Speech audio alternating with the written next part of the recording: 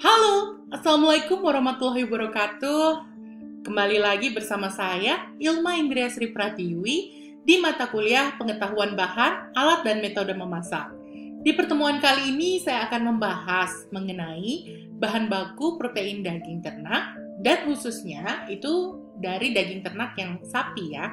Jadi, ayo kita pelajari apa yang bisa saya sharing hari ini. Mata kuliah pada pertemuan kali ini sebenarnya kita akan membahas mengenai daging sapi, kambing, babi, dan beberapa produk-produk olahan termasuk susu gitu. Tapi video kali ini saya akan lebih membahas hanya pada bahan baku protein yang berasal dari daging sapi. Kita lihat ya, sapi ini kan salah satu protein yang kita kenal semua bahwa ini sapi limusin ya. Waktu kurban kemarin Pak Jokowi ini kalau kurban pasti sapinya sapi limusin gitu jenisnya ini. Nah, sejarahnya sebenarnya sapi ini diternakan itu ternyata sudah lebih dari 8.000 tahun yang lalu gitu. Jadi sistem peternakan kita saat ini tuh hampir sama dengan leluhur kita 8.000 tahun. Bahkan itu sudah dilakukan sebelum Masehi.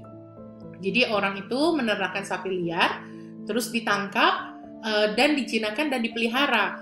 Dan orang yang memulai peternakan sapi itu banyaknya itu dari daerah-daerah Macedonia atau Turki ya. Dan diduga bahwa orang itu awalnya berternak domba dulu, lalu kambing, dan sapi itu sebenarnya lebih diambil buat susunya aja gitu. Dan baru setelah susu itu dianggap penting, dan baru akhirnya ke daging sapi gitu ya. Dan zaman dulu orang itu menganggap yang kaya itu adalah yang punya sapi banyak. Dan waktu itu juga bisa dilihat di budaya kita bahwa tanduk-tanduk kerbau atau tanduk-tanduk sapi itu banyak dijadikan simbol-simbol kekayaan, bahkan muncul di simbol-simbol di budaya kita ya, di rumah Minangkabau misalnya ataupun di Toraja begitu. Jadi banyak simbol-simbol yang berhubungan dengan kekayaan yang sebenarnya melihat dari jumlah sapi yang dimiliki. Lalu kandang sapi ini sebenarnya di Indonesia itu banyak ya. Dan itu juga dilakukan di daerah rural di Indonesia. Tapi sistem pertanian atau peternakan yang ada di dunia itu berkembang sebenarnya dari sistem-sistem yang dikembangkan di Amerika, di Australia begitu. Dan kalau di mereka itu sebenarnya sapi itu diternakan tidak di kandang, tapi lebih ke luar gitu ya. Jadi memang di ladang yang luas seperti itu. Dan hampir setiap peternakan sapi itu punya butchery sendiri gitu, jadi punya tempat pemotongan sapinya sendiri, dan biasanya dia udah pakai alat-alat yang cukup modern. Dan selain dia juga memproduksi daging sapi, dia juga produksi dairy product seperti aneka keju, susu, dan juga butter. Nah, kalau misalnya karakteristik dari hasil ternak itu mayoritas sebenarnya yang dikandung adalah protein hewani dan lemak. Jadi kandungan itu yang sebenarnya membedakan kualitas sapi ya. Lalu dia juga daya simpannya jauh lebih pendek kalau misalnya dia fresh, tapi dia bisa disimpan penyimpanan dengan teknik-teknik seperti pendinginan atau pengasinan misalnya seperti itu. Sifatnya lunak dan lembek, dan akhirnya dia sebenarnya mudah rusak gitu ya karena faktor-faktor lain, ataupun karena dia lembek, dia sebenarnya kalau penyimpanannya tidak tepat dia bisa rusak juga gitu dari jaringannya. Lalu pada bahan pangan hewani, lemak pada daging itu ada di jaringan lemak. Nah, kalau pada susu itu sebenarnya adanya di globula lemaknya itu. Ini kita lihat produk-produk yang dihasilkan dari hasil ternak sapi ya. Biasanya dia ada daging, susu, bahkan kulitnya. Kulitnya biasanya dijadiin buat fashion. Daging olahan juga seperti produk-produk cold cuts atau dairy product, dendeng, bakso, burger, kornet gitu ya. Lalu susu olahannya ada keju, bisa juga jadi butter atau bahkan jadi yogurt. Dan kandungan-kandungan lain misalnya gelatin gitu muncul buat gula-gula misalnya seperti itu ya. Dan bahan-bahan lain. Nah, ini kita bisa lihat rantai pasok logistik bagaimana sebenarnya daging sapi itu didistribusikan. Biasanya dari peternakan itu masuk ke pasar hewan seperti itu. Bisa transaksinya hidup atau berat taksir seperti itu. Lalu masuk ke rumah potong hewan. Ada rumah potong hewan, ada tempat potong hewan. Tempat potong hewan ini ilegal lah, dia sebenarnya tidak tercatat bahwa dia bisa memotong hewan. Lalu diproduksilah daging-daging itu yang sudah terpotong-potong sesuai dengan yang biasanya ada di pasar gitu. Nah, itu terjadi transaksi lagi, ada berat karkasnya, berat dagingnya seperti itu. Lalu masuk ke market itu apakah dia diekspor ataupun kadang-kadang yang ada di market itu justru dia disuplai dari sapi impor, tidak dari hanya Indonesia. Dan sapi Indonesia juga ada juga yang mungkin diekspor seperti itu. Di sini terjadi lagi transaksi di market begitu, dan ini muncul konsumsi daripada daging nasional. Nah, hampir sama ya mekanisme rantai pasok daging itu. Kita bisa lihat di sini lebih jelas bahwa bisa saja ini peternak rakyat dan ini yang disebut pedagang daging satu ini menjual ya. Lalu di sini ada pedagang lagi, ini terjadi transaksi di rumah potong hewan. Bisa ke pasar, bisa ke industri kecil seperti itu. Ataupun industri dari dagang ini juga ada yang berasal dari impor gitu ya. Mengolah daging lalu masuk ke pasar modern. Biasanya impor daging itu tidak boleh ke pasar tradisional dan ke retailer, atau biasanya yang impor-impor ini dipakai dikonsumsi hotel, restoran seperti itu, dan sampai akhirnya di konsumen akhir gitu. Jadi ini rantai pasok daging sapi yang terjadi di Indonesia. Nah, ini juga ada proses aged meat atau pelayuan. Jadi sebenarnya daging itu setelah dipotong tidak langsung didistribusikan gitu. Jadi kalau teknik-teknik yang ada di luar negeri itu menggunakan aged meat gitu. Bedanya apa sih aged meat dan wet meat gitu? Jadi kalau aging ini adalah proses pelayuan daripada si daging supaya dia lebih empuk gitu. Karena secara teori itu ada pada saat daging itu dipotong ya, sapi hidup dipotong itu mengalami stres terhadap dagingnya, ataupun yang biasanya disebut rigor mortis atau sebenarnya kejang otot pasca kematian gitu. Jadi si rigor mortis ini ada prosesnya setelah daging dipotong, sehingga sebenarnya kenapa sih suka ngerasa daging-daging di Indonesia kok lebih alot gitu. Padahal sebenarnya selain memang dipengaruhi oleh kualitas dagingnya, tapi sebenarnya ada proses aged meat-nya ini. Jadi pada saat setelah disembelih, sebenarnya daging ini tidak langsung dipotong-potong gitu. Karena pada saat memotong, pada saat si kejang otot itu masih terjadi, akhirnya dagingnya itu menjadi keras gitu. Jadi ada proses pelemasan daripada si otot-otot itu dengan konsep aged meat. Biasanya daging ini digantung. Biasanya ada yang digantung, ada yang dia dibungkus begitu, si daging-daging yang sebenarnya masih utuh gitu ya, masih satu badan begitu. Dan dia harus disimpan di ruangan dingin, pendingin begitu. Jadi proses ini adalah proses aged meat-nya itu gitu. Kalau di Indonesia kita pakai teknik wet meat gitu. Jadi bahwa sapi yang dipotong di Indonesia itu biasanya setelah dipotong dia harus segera didistribusikan ke pasar begitu, karena kita tidak melalui proses aging. Kenapa seperti itu? Karena memang untuk melakukan aged meat ini cukup mahal, karena kita harus punya lemari pendingin yang cukup besar atau ruang pendingin yang cukup besar. Jadi dia harus punya temperatur yang dingin dan ruangannya besar sekali. Kenapa besar? Karena ya tiap hari memotong berarti tiap ada stok daging yang memang harus dibiarkan. Biasanya pembiaran itu sekitar 7-11 hari, bahkan sampai 16 hari itu maksimalnya seperti itu. Ya. Nah, proses aging ada juga dua jenis tadi ya. Ada yang cold boning atau yang hot boning. Cold boning ini dagingnya itu didiamkan dan dimasukkan ke dalam kantong vakum. Kalau misalnya hot boning itu dagingnya biasanya digantung seperti itu. Dan pendinginnya tidak terlalu dingin sebenarnya si lemari pendinginnya gitu ya. Tapi tingkat kelembaban udaranya itu harus dipertahankan gitu, hanya 85% gitu. Dan proses hot boning ini sebenarnya daging relatif tidak terlalu susut. Jadi hanya 2-4% saja susutnya. Nah, sapi perah di Indonesia ini banyak dihasilkan. Beberapa daerah penghasil sapi perah di Indonesia diantaranya adalah di Wonosobo, Boyolali, ataupun kalau di Jawa Barat kita kenal daerah Pangalengan. Dan di Malang juga salah satu penghasil susu sapi. Nah, di daerah Boyolali dan Malang bahkan beberapa sapi perahnya ini juga sudah peternakannya menghasilkan keju, dan kejunya ini juga nggak kalah rasanya loh sama keju-keju yang ada di impor dari luar negeri. Nah, kita bisa lihat ini beberapa jenis Wagyu ya.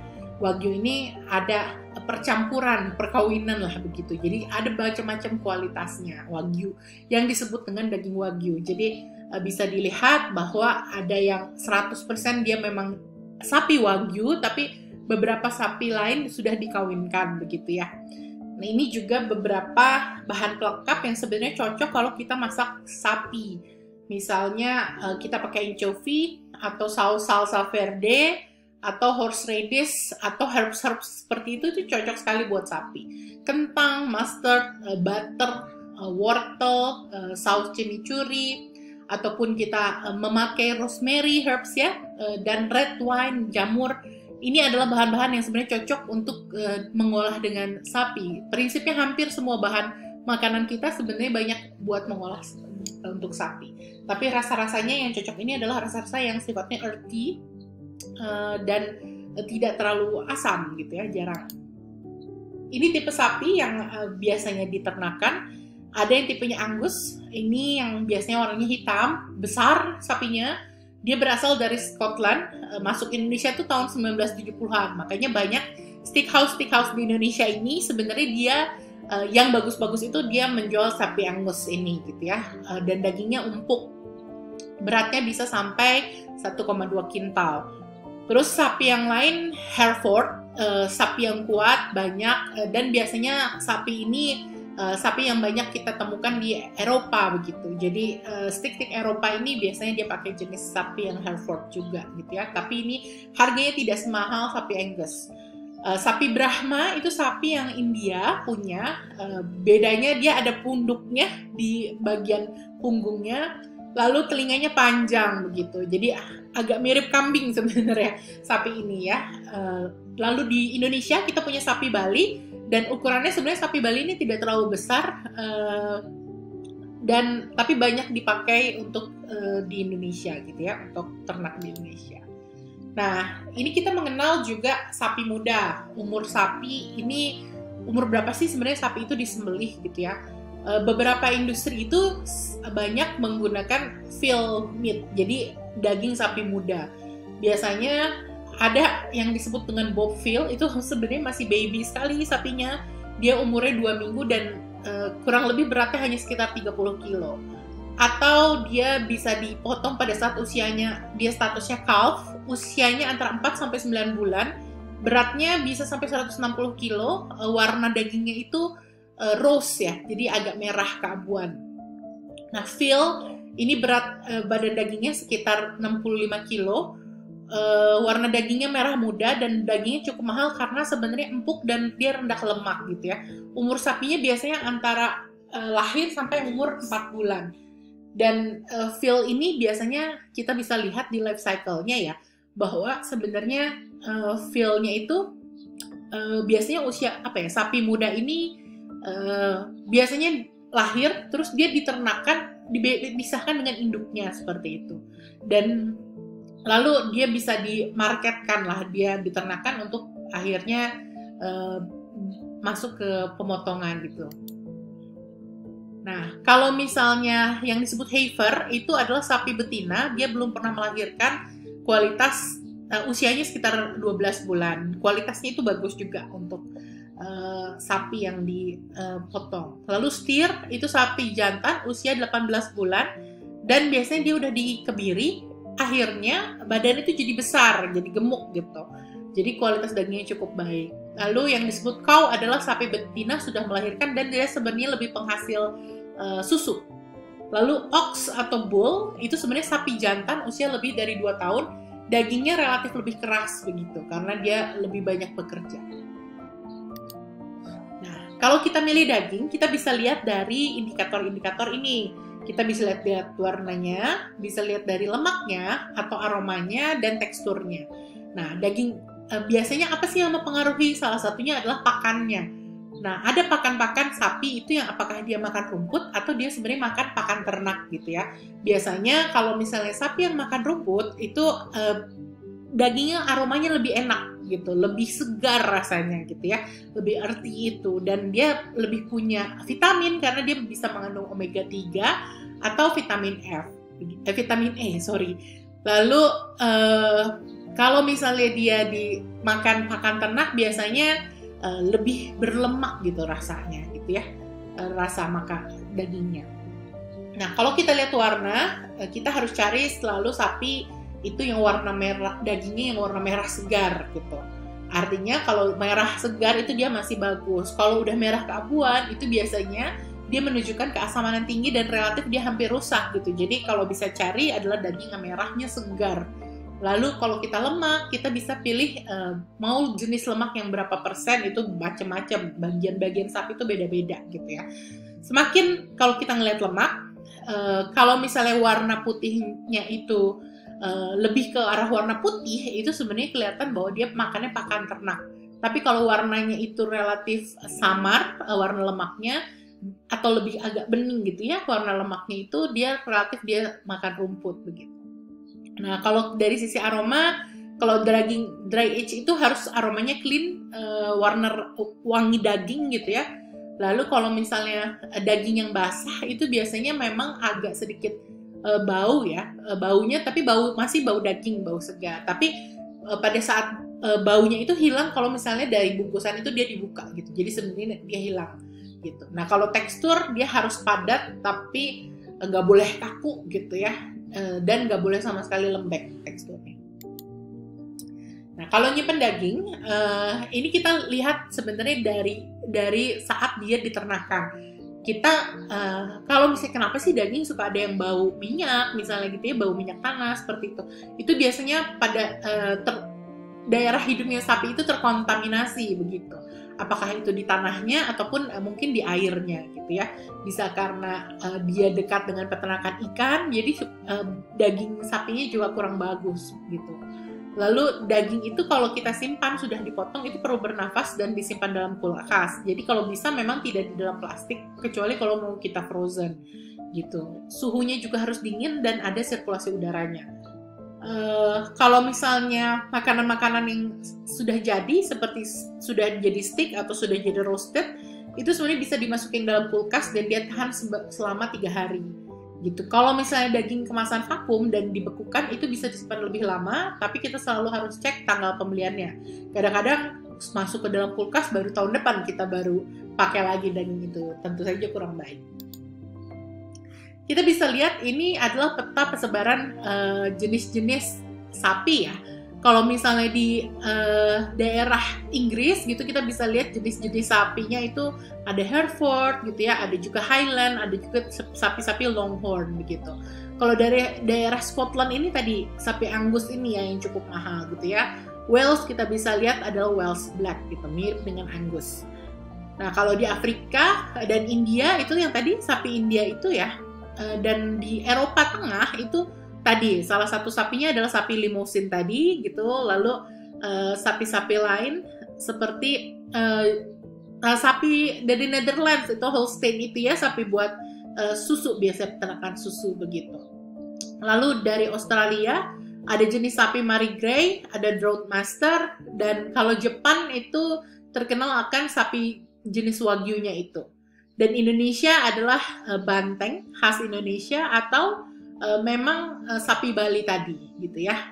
Dan di North America atau Amerika Selatan itu Santa Gertrudis aslinya. Itu sapi yang biasanya di Texas stick gitu ya. Jadi itu sapinya dari mereka begitu. Jadi kalau kita lihat dari satu ekor sapi biasanya jenis-jenis potongannya seperti ini. Ada jenis di bagian caknya ini ya, biasanya disebut bagian cak sapi ini jadi dagingnya kita sebut di steak itu flat iron, atau di bagian beef brisket ya, di bagian brisketnya bagian perut itu bisa jadi di plate atau di flank ya. Perut itu flank, plate itu bagian dada bawah begitu ya. Lalu ribs sendiri bisa jadi rib eye gitu, atau tomahawknya. Kalau T-bone itu juga ada ya di bagian short loin-nya, atau kalau yang lebih besarnya dari T-bone itu namanya porterhouse-nya. Lalu Daging sirloin itu cukup banyak juga ya di bagian punduknya, lalu tenderloin itu lebih sedikit daripada sirloin, atau bagian rump, bagian paha atas, jadi rump stick, atau bagian fillet juga ada di bagian tenderloin, tapi yang lebih kecil begitu. Nah, ini beberapa jenis potongan. Jadi ternyata beda negara itu beda teknik memotong sapinya. Jadi kalau di Australia itu dia ngikutin ke British gitu ya. Jadi jenis-jenis namanya jadi beda-beda begitu.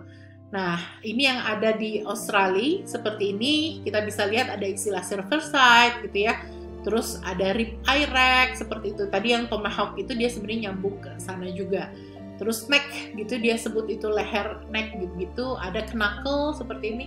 Ini beda-beda istilahnya dari setiap negara. Saya memberikan beberapa contohnya. Misalnya kayak French cut gitu ya.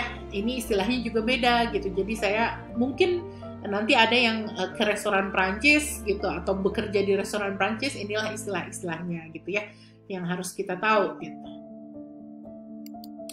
Lalu ini beef cut istilahnya beda ya antara English dan French. Kalau di English misalnya di istilahnya fillet, di French juga sama-sama fillet. Di bahasa Inggris kita tahu sirloin misalnya gitu. Kalau di French côte gitu atau entrecôte gitu biasanya ya. Atau kalau di English kita tahu sirloin juga, di French faux filet gitu. Kalau di bahasa Inggris top sirloin, kalau di French standard de trèfle gitu. Dan di English kita tahu rump cover sama, kalau di French juga rump stick gitu ya. Hampir sama pembacaannya, tapi ada istilah-istilah yang berbeda. Nah, ini American cuts. American cuts lebih simple ketimbang British cuts ataupun French cuts seperti itu. Tapi kita bisa tahu istilah-istilah kelas-kelas yang ada di pasar ini kalau kita cari stick gitu. Biasanya US prime stick ini jenis sticknya itu ada marblingnya gitu ya, marbling daripada lemak-lemak di antara daging itu muncul, itu masuknya prime stick.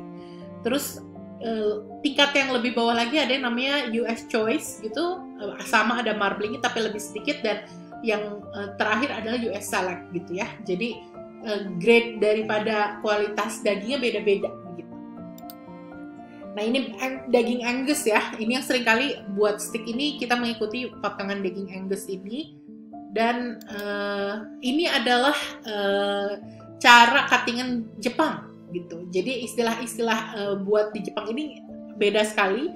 Jadi ada yang disebut biasanya buat yakiniku seperti itu. Ini jenis-jenis dagingnya. Jadi selama ini kalau kita ke restoran yakiniku mungkin nggak tahu potongan-potongan di sapi ya, karena seringkali kita hanya tahu makanan yakiniku itu hanya yang slice tipis-tipis, padahal jenis-jenisnya bisa beda-beda gitu ya.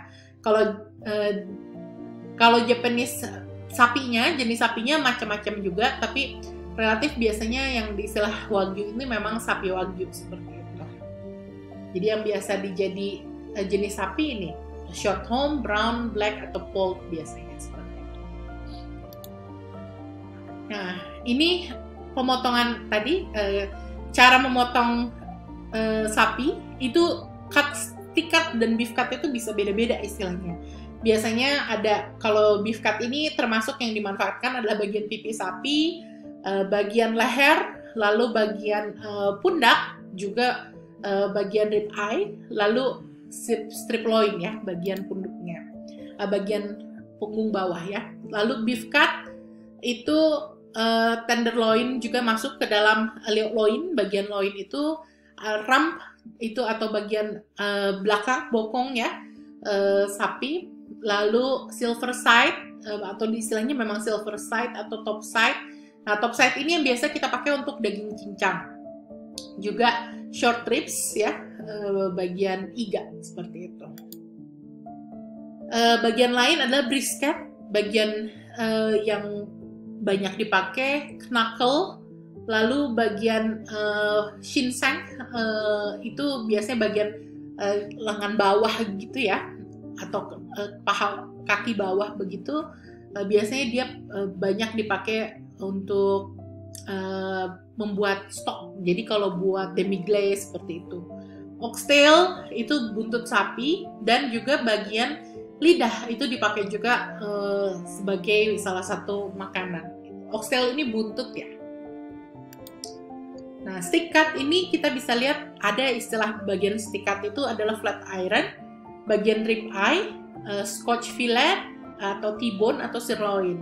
Bisa dilihat ini adalah istilah-istilah yang mungkin beda-beda antara di Australia, di Inggris, di Prancis, atau di USA. Australia seperti kita tahu karena dia bagian daripada Commonwealth, makanya dia pasti sama dengan di Inggris seperti itu. A-fillet, ada bagian rump, ada spider stick juga, lalu bagian flank atau juga di hangernya. Nah, ini potongan-potongan untuk daging veal atau sapi muda gitu ya, yang biasa dipakai bagian leher, bagian pundak, racknya, backstrap, rump, top side itu juga dia ada silver side dan knuckle, itu hampir sama daerahnya. Bagian dadanya atau brisketnya, ossobuco atau shank, dan biasanya diolah juga ginjalnya, wheatbread atau marrow atau liver. Wheatbread ini adalah bagian kelenjar liur ya daripada si sapinya begitu. Marrow adalah tulang, dan di dalam tulang itu ada sumsumnya, jadi itu yang biasa dimasak juga. Lalu hati sapi muda. Nah, kita bisa lihat yang hanger tuh seperti apa sih dagingnya. Ini ya, kita lihat, oh daging hanger seperti ini, bagian rump ini seperti ini. Oke, kalau sirloin begini, scotch fillet, ini spider stick, ini sebenarnya bagian antara gitu ya, spider stick ini, thin outside skirt, flat iron, bagian flank, rib eye, T-bone, dan inside skirt gitu. Nah, kita lihat kalau kita masak steak, ini adalah kita bisa lihat warnanya, tingkat kematangannya seperti apa. Biasanya ini istilahnya blue. Dia tipis sekali lihat kematangannya. Ya, sisanya dia masih relatif mentah. Biasanya hanya 1 menit setiap sisinya gitu. Biasanya untuk jenis-jenis steak yang kecil gitu ya, kurang lebih seperti ini. Lalu rare kita bisa lihat kurang lebih di dalamnya itu sekitar 50 derajat Celcius. Biasanya 2-3 menit di setiap side-nya untuk ketebalan stick sekitar 3 cm. Dia setelah dibakar harus di-rest atau diistirahatkan selama 3 menit. Jadi setelah itu, medium rare biasanya kita lihat ada garis warna pink muda ya di antara daging di luar dan di dalamnya relatif pink seperti ini. Medium rare 3-4 menit setiap sisi gitu dengan suhu 55 derajat Celcius. Lalu untuk medium itu sekitar 4-5 menit setiap sisinya gitu, dan medium well sekitar 5 menit setiap sisi, dan well done itu sekitar 6 menit setiap sisi begitu. Jadi kurang lebih seperti ini kita bisa lihat tingkat kematangan steaknya. Lalu kenapa sih kita harus melakukan resting? Kita bisa lihat sebenarnya resting itu untuk mencegah jus ataupun sari-sari daripada daging itu keluar gitu. Jadi kalau misalnya kita nggak tepat mengelola daging, biasanya si jus ini keluar gitu ya daripada di dagingnya. Ini artinya mungkin kita pada saat memasak apinya salah gitu ya. Jadi bagian luarnya terlalu sudah kering, dalamnya sama sekali belum, misalnya seperti itu. Dan ini bisa keluar dari jusnya. Jadi steak yang baik dia harus melakukan proses resting gitu ya. Nah, pada saat di resting ini sebenarnya steak ini masih dimatangkan gitu. Jadi artinya dia sebenarnya menunggu proses pematangan di dalam steaknya gitu. Kalau misalnya nggak benar, dia seperti inilah hasilnya gitu. Nah, ini kita bisa lihat tipikal Wagyu ataupun daging itu berdasarkan marble ya. Biasanya ada yang level mana nih marble Wagyunya, biasanya marble 1, 2, terus macam-macam ya. 1, 3, biasanya 5, 7, dan seterusnya begitu. Semakin tinggi marble-nya semakin mahal harganya. Nah, sekarang bahan baku sapi ini seringkali kita temukan produk-produk ya yang ada yang disebut dengan deli meat gitu ya. Deli meat ataupun processed meats ini adalah beberapa jenis-jenis daging memang dia melakukan proses gitu ya, apakah dia diasapkan atau diberi garam ataupun diberi bumbu dan lain-lainnya. Dan kadang-kadang dia juga diberikan bahan kimia, misalnya ada kandungan-kandungan lain gitu ya. Lalu ini seringkali dikonsumsi, dan beberapa ada yang sebagian dagingnya adalah babi, ada juga yang daging sapi begitu. Jadi ataupun dia daging ayam ataupun turkey begitu. Jadi ini beberapa jenisnya. Nih kita lihat biasanya roast beef ya. Roast beef ini daging yang dia sebenarnya dikasih bumbu bagian luarnya, terus dipanggang dalam api kecil lama prosesnya sampai dia empuk gitu dagingnya. Dan biasanya ini yang ditemukan di sandwich yang ada di Amerika gitu, roast beef ya. Lalu corn beef hampir sama, tapi dia bumbunya beda karena dia sebenarnya direndam dagingnya. Jadi corn beef itu dagingnya direndam di cairan, ada garamnya, ada gula, ada lada hitam gitu, dan didiemin gitu. Nah, tapi kalau di kita yang disebut corn beef itu relatif yang di dalam kaleng ya, jadi bentuknya agak beda sebenarnya sama yang rasa yang ini. Lalu pastrami ini sebenarnya bumbunya itu dari Turki, Rumania, Turki gitu ya. Dia berupa daging asap dingin, tapi rempah-rempahnya lebih banyak di luar ketimbang roast beef begitu. Dan bedanya adalah dia dibuat dari dagingnya itu bagian perut gitu, jadi beda sama si roast beefnya gitu. Lalu teksturnya lebih padat, lebih berlemak, dan tidak terlalu berserabut, dan akhirnya produknya jadi kayak lebih enak ketimbang roast beef ya, karena lebih kompleks. Lalu smoked beef ini dimasaknya dia dengan cara diasapkan gitu. Tapi smoked beef ini relatif seringkali rasanya lebih asin karena sebenarnya dia diberikan asin dulu, rasa asin, baru dia diasapi. Dan dia juga biasanya kalaupun dikasih gula lebih sedikit ketimbang si pastrami. Jadi yang rasanya paling kompleks, rempah-rempah dan lain-lain itu adalah pastrami gitu ya. Sementara smoked beef dia diasinkan tapi dimatangkannya dengan cara diasap gitu. Nah, ini proses meat lain adalah sosis biasanya ya. Sosis biasanya macam-macam, ada yang Frankfurters, ini yang biasanya dipakai buat hotdog, jenis sosisnya adalah Frankfurters. Kalau veal bratwurst ini sebenarnya daging sapinya bukan digiling tapi dipotong kecil-kecil. Jadi proses pemotong si daging itu jadi akhirnya si sosisnya itu rasanya lebih lebih ada tekstur gitu di dalam jenis sosisnya itu. Dan kok veal ini dia sosis sapi muda, jadi dari daging sapi yang masih muda itu. Bockwurst itu isinya sama sosis gitu ya, dia digiling tapi bumbunya lebih banyak gitu, ada lebih kompleks bumbunya, bahkan kadang-kadang ditambahin herb seperti peterselie, itu bockwurst. Nah, ini ada istilah breakfast sausage. Breakfast sausage ini dia sosisnya agak kecil-kecil tapi tidak sekecil sosis cocktail. Kalau sosis cocktail ini biasanya dia untuk satu hap gitu, satu huap. Sedangkan kalau breakfast sausage biasanya sampai 3 huap lah gitu ya, dipotongnya buat 3 kali suap gitu. Dan biasanya disebut breakfast sausage karena dia disajikan pada saat pagi hari gitu, bersama pelengkap yang lain. Nah, proses meat yang lain adalah beef burgers gitu ya. Biasanya dia prosesnya daging cincang dibumbui, dan dia tujuannya bentuknya buat mengisi roti burger gitu. Yang lain adalah dendeng atau disebutnya beef jerky. Ini salah keterangannya. Lalu meat bar juga ada. Meat bar sama ya kayak beef jerky dan cornet sapi. Nah, di Indonesia ini cornetnya beda ya sama yang tadi disebut corn beef-nya di Amerika. Kalau di Indonesia benar-benar daging cincang,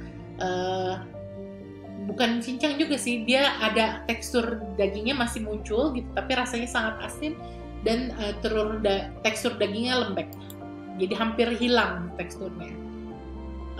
Di Indonesia juga ditemukan proses produk yang lain seperti bakso ya. Bakso sapi di Indonesia nih beda dengan istilah meatballs yang ada di luar negeri. Kalau kita bilang meatballs di luar negeri, jarang kita bisa nemuin jenis-jenis bakso ini ada di pasar, di supermarket di luar negeri gitu. Jadi memang relatif adanya di Indonesia. Lalu smoked ox tongue itu daging lidah asap juga kita temukan di supermarket di Indonesia. Lalu ini yang menarik adalah yang baru, produk-produk seperti sei sapi Itu sekarang juga udah muncul typical frozennya. Sei ini kan makanan khas dari Nusa Tenggara Timur ya. Kita juga sekarang bisa nemuin sei sapi ini bentuk frozen. Dan yang kita kenal banyak adalah abon. Dan ini memang khas sekali dengan produk Asia Tenggara begitu. Jadi abon termasuk abon sapi, apalagi di Indonesia abon sapi, abon itu juga dia dibumbui dagingnya pakai kecap. Jadi sebenarnya rasa abon ini menarik, unik. Nah, yang lain ini kita bisa lihat adalah jenis-jenis makanan bahan sapi yang dia dimasukkan ke dalam kalengan.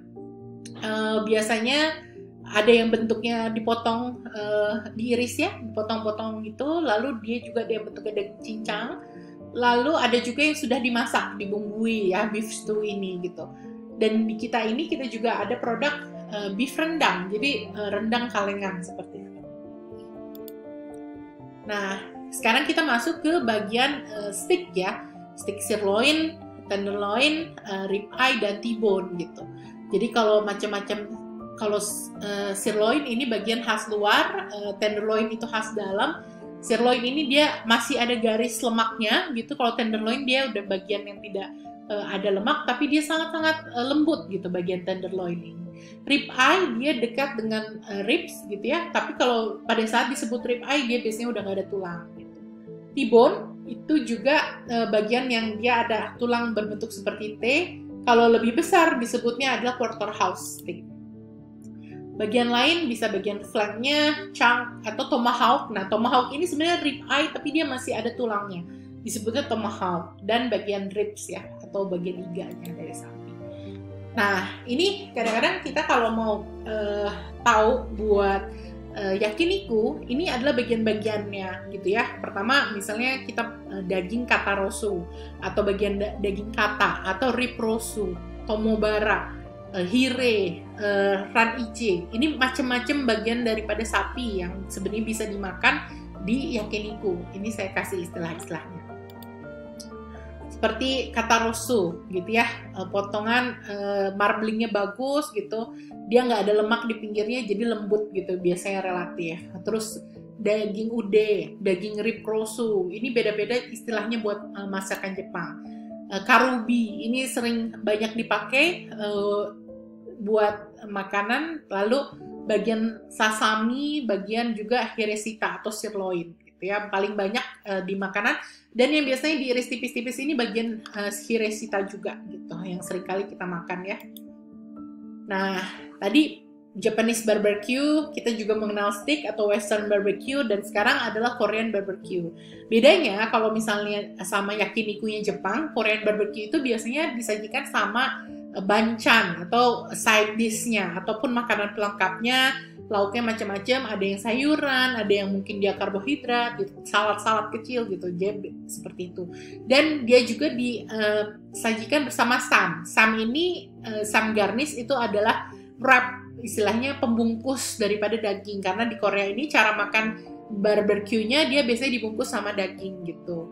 Jadi, dan ada sausnya itu istilahnya samjang.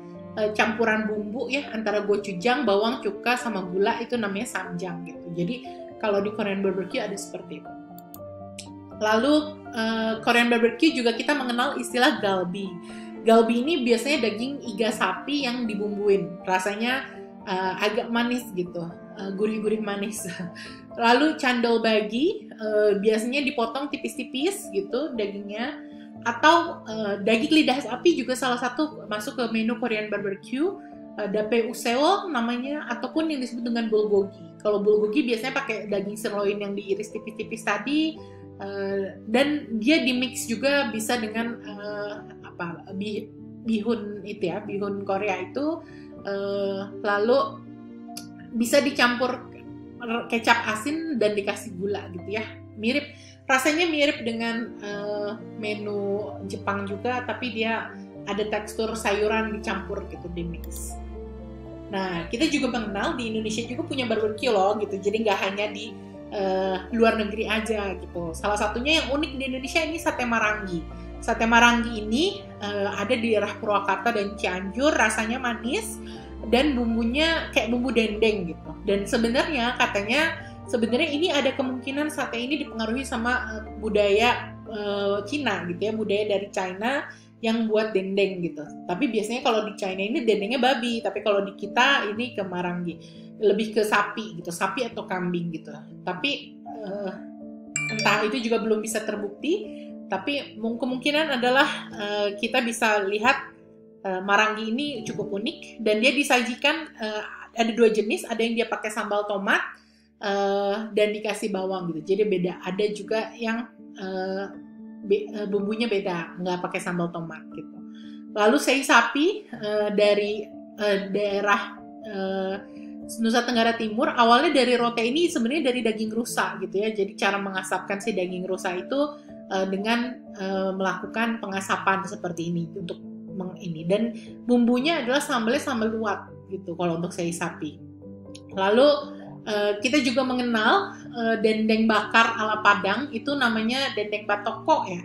Tapi ada 2 jenis, ada yang digoreng, ada yang jenisnya adalah dibakar gitu. Kalau dibakar dendeng bakar batoko, dan biasanya dia sambalnya sambal hijau gitu. Jadi sambal hijaunya ini enak sekali, wangi, dan dia pakai minyak kelapa gitu ya. Jadi si sambalnya ini pakai minyak kelapa begitu.